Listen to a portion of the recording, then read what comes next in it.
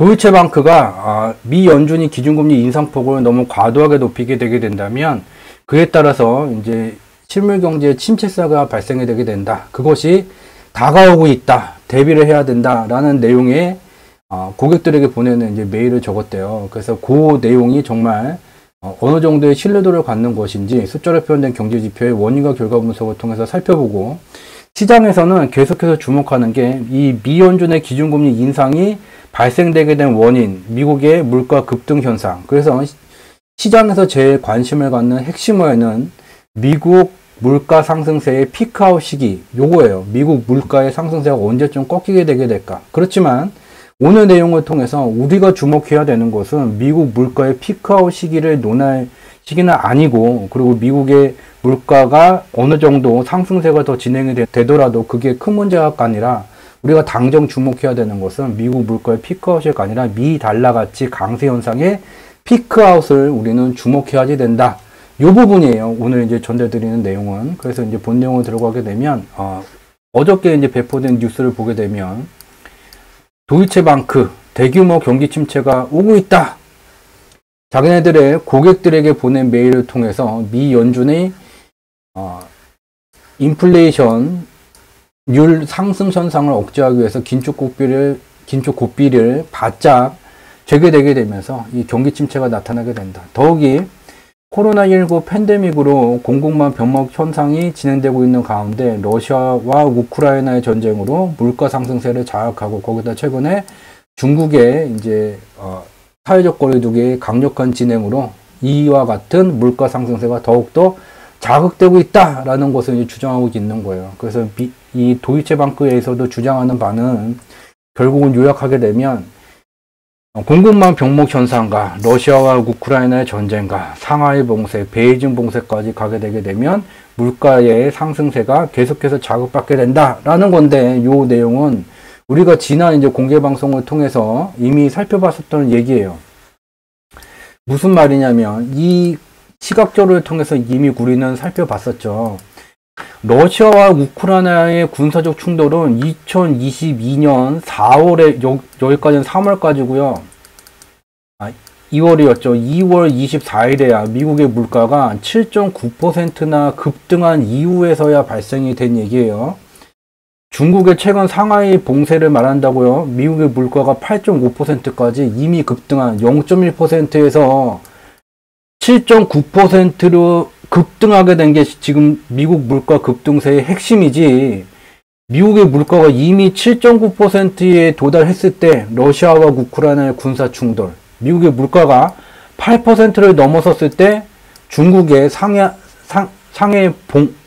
봉쇄 때문에 미국의 물가 급등 현상이 발생됐다 라고 주장할 수가 없다는 거죠. 상식적으로 시기를 보게 되면 여기서부터 여기까지 이 급등할 때 왜 이게 급등됐는지 원인을 알아야지 미국의 물가 급등 현상을, 이 문제를 해결할 수 있게 되는데, 문제에 의해서 이미 상황이 악화된 뒤에서야 나타나는 걸 갖고 자꾸 언급을 할 필요가 없다는 거죠. 그리고 코로나19 때문에 상품이 원하는 곳에 제때 제 시기에 상품이 공급되지 못해서 물가가 상승되게 되는 공급망 병목 현상 때문에 미국의 물가 급등세가 진행되게 됐다라고 주장을 하게 된다면, 2020년 상반기에는요, 세계에서 제일 먼저 코로나19 발원국인 중화인민공화국의 실물경제가 제일 먼저 멈춰서게 됐고, 중공과의 교육을 끊지 못했었던 미국, 유럽, 중동 등이 중화인민공화국 경제는 2020년 2월에 멈춰서게 됐고, 역병이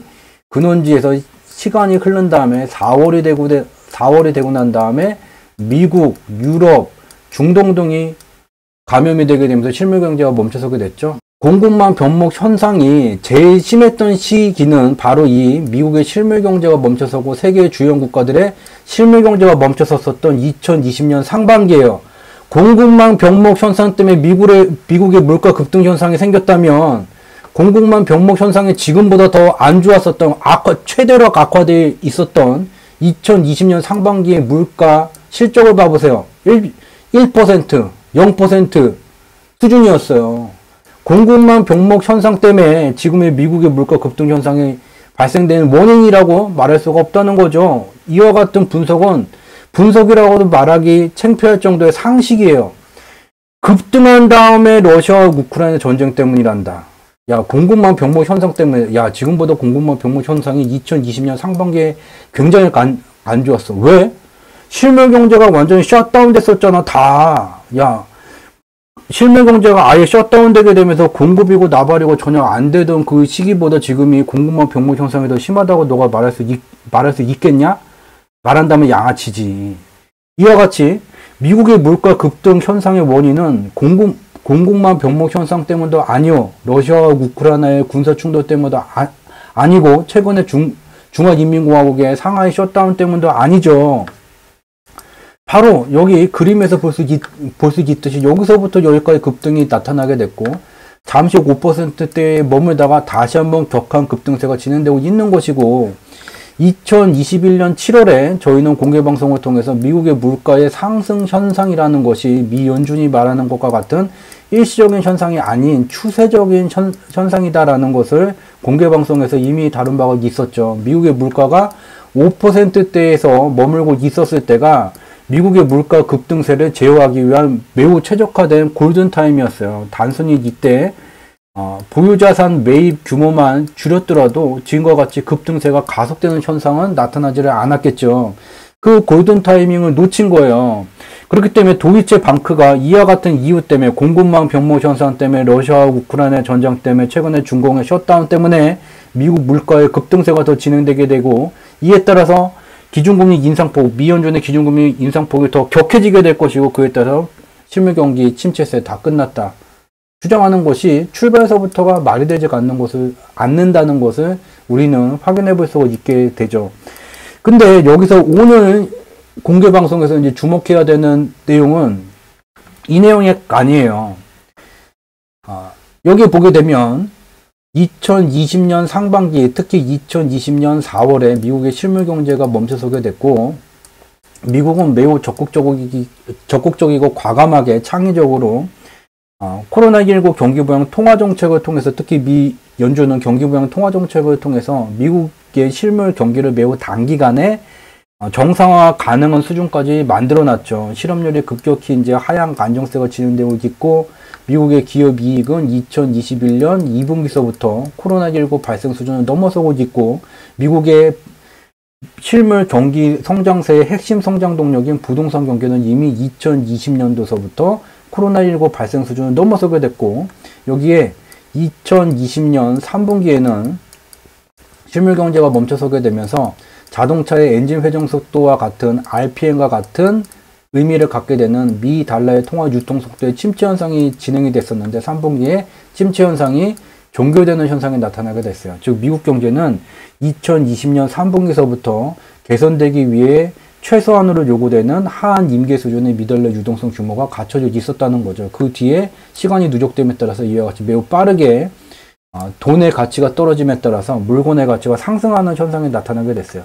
우리가 주목해야 되는 것은 이와 같이 매우 단기간에 유례가 없을 정도의 매우 단기간에 미국의 실물 경기의 개선세를 만들었던 미국의 중앙은행 미 연준 파월 의장인데 왜 미국의 물가가 6%를 넘어서기 시작한 10월서부터 미국의 물가 급등세가 가속되기 시작하자 그들이 한 통화정책은 아무것도 없었죠. 유일하게 한 것은 미 달러 가치를 매우 과도한 수준으로 계속해서 상승을 시킨 거죠. 즉 물건의 가격이라는 것은 돈의 가치하고 원인과 결과로 엮여져 있어요.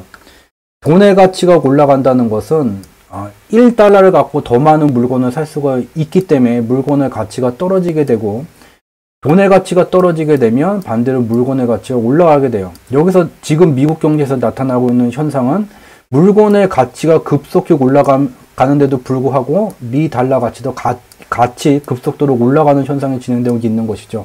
이에 대해서 지난 공개방송을 통해서 미 달러 가치라는 것은 2020년 상반기에도 경험해 봤다시피 금융시장에서 거래되는 상품 중에 하나이기도 하지만 실물 경제의 물물 교환의 매개체가 달러기 때문에 미 달러 가치가 요동치거나 또는 정상적인 범주 바깥으로 너무 과도하게 상승하거나 하락하게 되면 미 달러 유동성을 조절할 수 있는 절대 권력을 가진 미국의 중앙은행이 시장에 적극적으로 개입해 왔어요.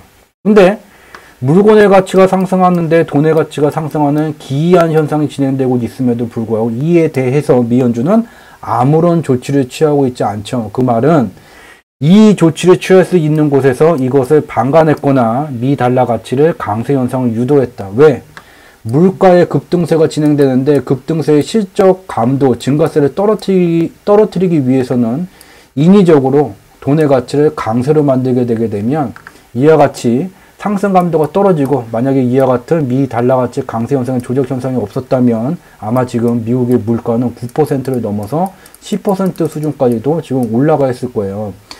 그래서 우리가 여기서 정리를 하게 되면 미국의 물가 급등세가 더 가속되기 시작한 미국의 물가가 6%를 넘어선 그 시기서부터 미 달러 가치는 오버슈팅 현상을 넘어서 매우 과도한 오버슈팅 현상을 만들어 왔고 이 미국의 물가 급등 현상을 제어하기 위해서 이 시기에 미국의 중앙은행은 아무것도 하지 않았다. 그들이 미국의 물가 급등세와 관련돼서 한 것이라고는 미 달러 가치를 매우 과도한 수준까지 강세가 되도록 유도를 했거나 방관을 했다. 미 달러 가치가 이와 같이 매우 과도한 오버슈팅을 나타남에 따라서 지금 실물 경제 속에서는 미 달러 가치, 돈의 가치가 올라가게 되면 돈의 단위로 가치가 측정되는 미국의 기업 이익의 실적이, 경제지표의 실적이 침체되는 현상이 나타나게 돼요. 미 달러 가치가 일정 기간, 일정 수준을 넘어서 상승하게 되면 미 달러의 단위로 실적이 집계되는 미국의 기업 이익이 침체되는 현상이 나타나게 돼요. 다시 한번 빨간 선이 올라가면 파란 선이 내려와요. 똑같죠? 지금 빨간 선이 올라가고 돈의 가치가 너무 과도한 오버슈팅을 나타남에 따라서 미국의 기업 이익이 침체세를 나타내고 있는 거죠. 다시 얘를 확대해서 보게 되면 미국은 2021년 2분기에 코로나19 발생 전에 미국의 기업이익 수준을 넘어섰어요. 근데 이 2분기 이후에 미국의 기업이익의 상승세가 이전보다 둔화되는 현상이 나타나고 있고 이와 같이 미국의 기업이익이 2021년 2분기 이후로 상승세가 둔화되는 중인데 여기서 미 연준이 기준금리마저 일정 수준을 넘어선 수준까지 올리게 되게 되면 얘는 지금 꺾여 내려오게 될 것이다 라는 주장을 하는 사람도 있게 되지만 우리가 앞에서 눈으로 직접 확인한 것은 미 달러의 단위로 가치가 측정되는 금융상품뿐만 아니라 미국 경제의 단상을 나타나게 되는 경제지표들도 미 달러의 단위로 실적이 집계되는 지표가 있다면 이와 같이 미 달러 가치의 증감에 따라서 실적의 증감 현상이 연동되게 되고 지금은 미 달러 가치가 너무 매우 과도한 오버슈팅 현상이 진행되고 있기 때문에 언제부터 미국의 물가가 6%를 넘어서 가속세가 가속됐던 그 순간서부터 지금은 미국의 기업이익 증가세가 둔화된 것으로 보이지만 미 달러 가치의 비정상적 오버슈팅 현상이 종료되게 되게 되면 미국의 기업이익의 실적은 더 상승세가 강화되게 될 것이라는 것도 알 수가 있는 것이죠. 또 하나 미국의 물가 급등 현상이 지속됨에도 불구하고 미 연준이 한 것이라는 것은 인위적인 미 달러 가치 강세 현상을 유도한 것 뿐이고 미국의 기업이익의 증가세도 둔화되게 되고 미국의 무역수지 적자폭도 아까 봤었던 미 달러 가치가 매우 과도한 오버슈팅 현상을 나타냈던 시기서부터 미국의 무역수지 적자폭이 급속도로 증가되고 있는 것이죠. 이와 같이 많은 부작용이 발생함에도 불구하고 미 연준은 왜 아무것도 하지 않고 미 달러 가치만 인위적으로 강세로 조작해 왔을까? 미 연준이 무능하기 때문이다. 미 연준의 파월 의장이 무능한 사람이다 라고 말할 수가 없는 거죠. 2020년부터 지금까지 미 연준 파월 의장은 매우 기민하고 창의적이고 대범하게 미국의 경기부양 통화정책을 이끌어 왔었고 지금 성과를 나타내고 있는 중이에요. 미국의 기업이익이 코로나19 감염 확산이 여전히 진행됨에도 불구하고 코로나19 발생 수준의 정상 실적을 이미 초월한 상태라는 거죠. 이와 같이 미국의 건국 이래 역사가 없었던 매우 단기간에 실물 경제 개선세를 정책 운영에 기민함을 통해서 만들었었던 미 연준 파월 의장이 왜 아무것도 하지 않고 마우스 클릭하는 것과 같이 미 달러 가치만 깔딱깔딱깔딱 위로 왜 강세를 만들었을까? 무능한 사람이 아니기 때문에 뭔가 나름의 분석이 존재를 했을 거고, 그 분석에 따른 자기의 판단 기준에 따라서 지금까지 미 달러 가치를 강세로 가져가게 되면, 그 시간이 누적되게 되게 되면 뭔가 물가에 변화가 나타나게 될 것이라는 분석 내용을 가지고 있었을 것이라는 것을 유추해 볼 수가 있게 돼요. 그래서 여기서 참고할 자료가 바로 얘예요. 매우 중요한 자료가 되게 되고, 공개 방송에서 오픈하는 게 좀 부담이 되게 되지만, 최근에 제목에 달아놨다시피 도이체방크라고 이제 단 내용은 별로 중요한 게 아니라 뒤에 다른 미 달러 가치의 피크아웃이 물가의 피크아웃보다 더 중요하다. 이걸 가져온 이유가 있죠. 자, 여기에 보게 되면 미국의 기업이익이 일정 기간 일정 수준을 넘어서 상승세가 지속되게 되면 미국의 산업 생산도 연동되어서 상승 추세가 진행되게 되고, 이전보다 더 많은 상품들이 만들어지게 되니 물건의 물량이 늘어나게 되면서 물가의 급등세가 둔화되고 침체세로 전환되는 것을 우리는 눈으로 확인해 볼 수 있게 되죠. 2008년 글로벌 금융위기 시기 이후에도 경기부양 정책에 따라서 기업이익이 증가가 되게 되고, 이에 따라서 미국의 산업 생산이 일정 기간 일정 수준을 넘어서 증가가 되게 되니 물가의 상승세가 둔화되고 침체세로 전환되었죠. 그 이후에도 미국의 산업 생산이 일정 기간 일정 수준을 넘어서 증가가 되게 되면 미국 물가의 급등세가 둔화되고 침체세로 전환되는 것을 확인할 수가 있게 되겠죠. 미연준 파월 의장이 왜 미국의 물가 급등 현상이 가속된 미국의 물가가 6%를 넘었을 때부터 2020년 3월에 기준금리를 올리기 전까지 왜 방관했던 것일까? 미국 기업 이익이 앞에서 봤듯이 미국의 기업 이익이 미국의 코로나19 경기부양 정책의 성과를 발휘함에 따라 2021년 2분기에 코로나19가 없었던 시절의 기업 이익 수준을 넘어서게 됐죠. 이렇게 되게 되면 뭐예요? 파란 선으로 나타낸 산업 생산이 일정 기간, 일정 수준을 향해 다가가고 있는 중이고, 알 수 있는 것은 물가의 급등세가 둔화가 되고 그 뒤에 침체세로 전환된다는 것을 우리는 눈으로 직접 확인할 수가 있게 되죠. 알고 말고의 논리가 아닌 눈으로 직접 확인할 수 있게 되는 거죠. 여기서 중요한 것은, 그럼 향후에도 미국의 기업 이익이 더 증가될 조건에 와 있는지를 명확히 알 수만 있다면, 미국의 물가의 상승세가 지속되게 되더라도 적극적인 통화 정책으로 개입하기보다는 실물 경제의 개선세가 증가됨에 따라서 물가의 급등세가 향후에 둔화되고 침체세로 전환되는 그 시기까지 매우 과도한 수준까지 물가가 올라가지 않는다면 개입을 할 필요가 없다고 판단을 내릴 수가 있게 되겠죠. 그렇기 때문에 우리는 매우 기민하고 영특한 경기부양 통화정책을 통해서 미국의 실물 경기를 매우 단기에 코로나19 발생 이전 수준을 넘어서는 실적까지 만든 미연준 파월 의장인데 왜 아무 짓도 하고 있지 않았을까? 미국의 물가가 6%를 넘어서서 이 미국 물가의 급등세가 가속되는 그 기간에 왜 아무것도 하지 않았을까? 나름대로의 판단 기준과 이유가 있었다는 것을 우리는 유추해 볼 수가 있는 거죠.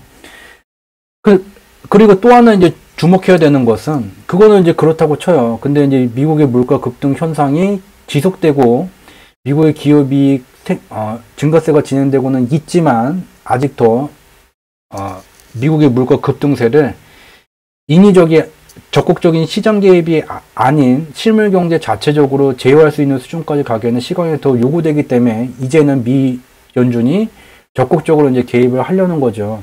근데 금융시장 관점에서 보게 되면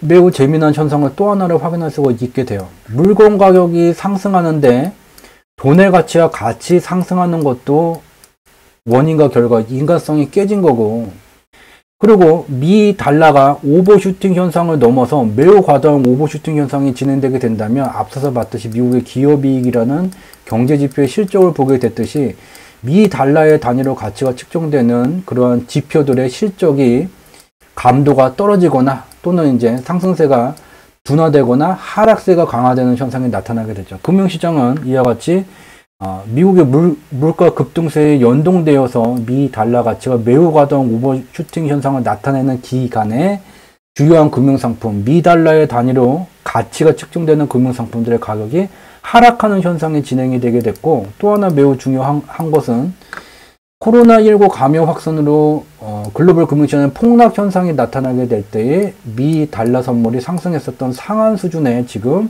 근접하고 있는 중이에요. 여기서 매우 중요한 것은 얘가 지금 코로나19 감염 확산 때 글로벌 금융시장의 폭락 시기 수준으로 미 달러 선물의 상승세가 진행되고 있다면 이 글로벌 옵션 지수라는 것은 파란 선을 이미 넘어섰어야 되는 거죠.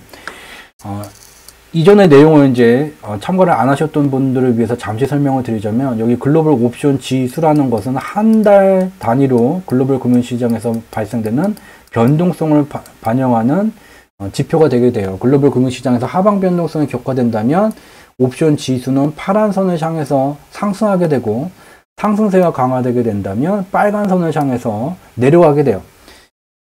코로나19 감염 확산으로 미국의 실물 경제를 비롯한 세계 주요한 국가들의 실물 경제가 멈춰섰었던 2020년 3월에 글로벌 금융시장의 폭락기 때 옵션 지수는 파란 선을 넘어서는 현상이 나타나게 됐는데 그 이후에 단 한 번도 파란 선을 넘어서는 현상이 나타나지 않았고 4월에 들어와서 파란 선을 터치하는 현상은 나타나게 됐지만 지금 보게 되면 다시 여기 밑에 머물고 있는 중이에요. 왜 옵션 지수라는 것은 파란 선을 다시 넘어서지를 않을까?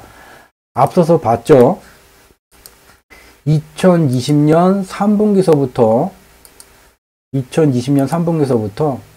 미 달러 통화 유통 속도의 침체 현상이 종결되게 되면서 미국의 실물 경기의 개선세가 지속됨에 따라서 현재는 코로나19 발생 수준의 기업이익을 넘어섰어요. 실물 경기의 개선세가 계속된다는 것은 실물 경기의 방향성이 상방의 방향성이고 금융시장도 이 상방의 방향성으로 수렴되게 된다는 거죠.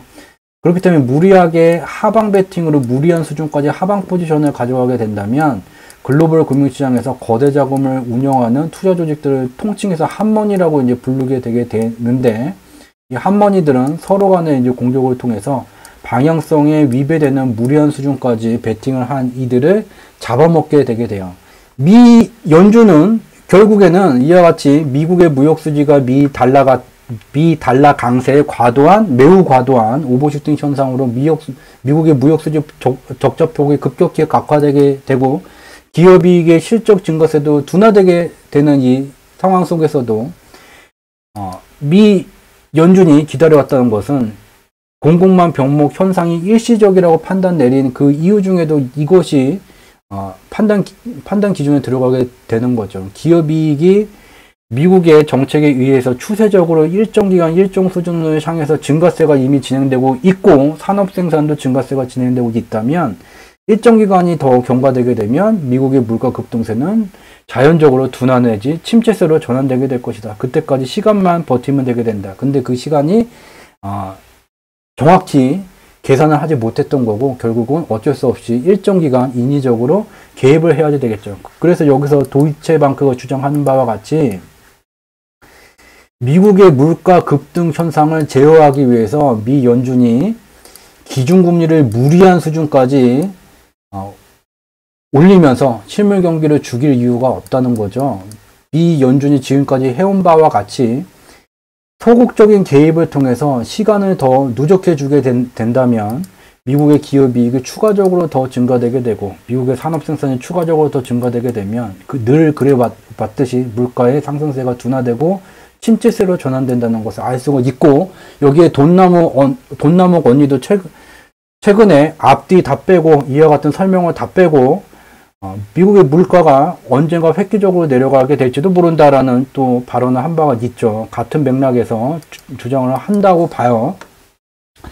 그렇게 되게 되면 이와 같이 근데 우리가 이제 주목해야지 되는 것은 미국의 매우 과도한 오버슈팅 현상이 실물 경제가 완전히 멈춰섰었던 2020년 3월경에 글로벌 금융시장의 대폭락 시기까지 왔는데 글로벌 옵션 지수가 파란 선을 넘어가지를 않아요. 왜? 미국의 실물 경기 개선세가 진행되기 때문에 방향성의 상방이기 때문에 3월과 같이 무리한 수준으로 하방 베팅을 하게 되면 이 포지션이 강제 청산되기 때문에 그 임계 수준을 넘기지를 않는 거예요.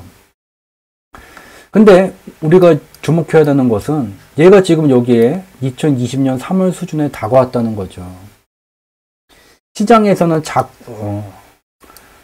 자꾸만 반복적으로 미국 물가의 피크아웃 시기를 계속해서 거론하고 있지만 우리가 이 자료를 통해서 확인할 수 있는 것은 미연준이 개입을 하게 되더라도 미국의 물가의 피크아웃 완전히 이렇게 꺾여 내려오기까지는 일정 기간이 더 소요되게 된다는 것을 알 수 있게 돼요. 그리고 주목해야 되는 것은 지금은 미국 물가의 피크아웃을 바라볼 것이 아니라 미달러 가치의 이 피크아웃이 3월 수준에 왔는데 피크아웃이 언제가 될 것이냐를 바라봐야 되는 거죠. 즉 미달러 가치의 피크아웃이 정확히 말하면 미달러 가치 강세 현상의 피크아웃이 진행이 되게 된다면 지금 우리가 겪고 있는 금융시장의 하방 변동성이 반대의 방향으로 흘러가게 되죠. 또한 금융시장에서 거대 자금을 운영하고 네트워크가 발달된 이들은 우리가 보고 있는 주요한 경제지표를 과거 데이터가 아닌 실시간 자료로 확인할 수 있는 이들은 자신들의 포지션의 변화를 지금 만들고 있어야지 되겠죠. 이것도 이제 공개방송에서 봤던 거예요. 최근에 또 채권금리가 상승하게 됨에 따라서 금융시장이 약세를 나타나게 된다고 주장을 하게 되지만 채권금리가 올라가면 대형주 주가, 나스닥 주가 같이 올라갔었네. 채권금리가 올라가게 되면 대형주 S&P 500도 올라가요. 나스닥도 올라갔었네. 채권금리가 올라가게 되면 위험자산 올라갔었네. 지금 채권금리가 올라가는데 위험자산이 언젠간 올라가게 되겠지. 좀 더 상세히 설명을 하게 되게 되면 채권 금리는 이자예요. 채권을 보유하게 되면 주는 이자. 근데 채권을 사겠다는 사람이 많아지게 되면 이자를 많이 줄 필요가 없게 되고 반대로 채권을 사겠다는 사람이 줄어들게 되면 이자, 채권 금리가 상승하게 돼요. 안전자산인 채권에 대한 투자 매력이 떨어지게 되게 되면 투자 자금이 빠져나오게 되게 되고 채권 금리가 상승하고 위험자산으로 들어가게 돼요. 안전자산 채권 시장에 대한 투자 매력이 떨어지게 되면 채권 가격은 내려가고 채권 금리는 올라가고 위험자산으로 이게 유입되게 되게 돼요. 미국의 물가 급등 현상이 진행되고 이에 연동되어서 기이하게도 미 달러 가치 강세 현상이 진행되어져 왔는데 이것이 이제 향후에 피크아웃 시기가 머지 않았다면 안전자산인 채권 시장에 들어가 있는 투자 자금이 유출되기 시작함에 따라서 채권 금리가 올라가게 되고 바겐세일을 하고 있는 금융상품을 지분을 저렴한 가격이 남들은 공포에 쩔어서 감히 진입하지 못하는 시기에 이와 같이 숫자로 표현된 경제지표 및 금융지표의 분석을 통해서 매우 바겐세일을 즐길 수 있게 됩니다. 지금이 겁이 나고 잠을 자지를 못하겠다고요.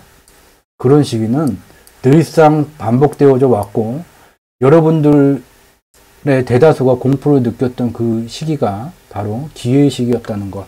2020년 03월에 3월 초에 저희 이제 유튜브 채널에 접속하게 되면 가운데 자동 플레이 되는 영상 자료가 2020년 3월 13일 날 인터뷰를 했던 내용이에요. 3월 20일 선물 옵션 만기가 되게 되면 코스피를 포함해서 글로벌 금융시장은 반등 국면이 되게 된다는 걸 분석 내용을 공유해 왔고 3월 20일 이후에는 숫자로 표현된 경제지표로 분석하게 되면 우리가 살고 있는 이 시기는 경제대공황이 다가오게 되는 겨울의 장세가 아닌 봄의 장세라는 것. 글로벌 경제의 방향성의 상방이고 글로벌 금융시장의 방향성도 상방이기 때문에 공포가 느껴지는 하방 변동성이 격화되는 것은 공포로 인버스 2배수를 살 때가 아닌 기회의 시기가 되게 된다는 것을 지금 몇 년째입니까? 2020, 2021, 외쳐보고 있는 거죠. 행복 가득한 시간 되시길 바랍니다. 저는 다음 주 화요일, 목요일 밤 10시에 다시 뵙도록 하겠습니다. 늦은 시간까지 함께 참여해 주셔서 진심으로 감사를 드리며 퇴근하신 소중한 여가 시간에 투자를 해 주신 여러분들 분명히 일정 기간이 경과되게 되면 삶에서 조금이나마 더 긍정적인 요인이 나타나게 될 것이라는 것을 좀 미리 말씀을 드리도록 할게요. 저는 이만 물러가 보도록 하겠습니다. 감사합니다.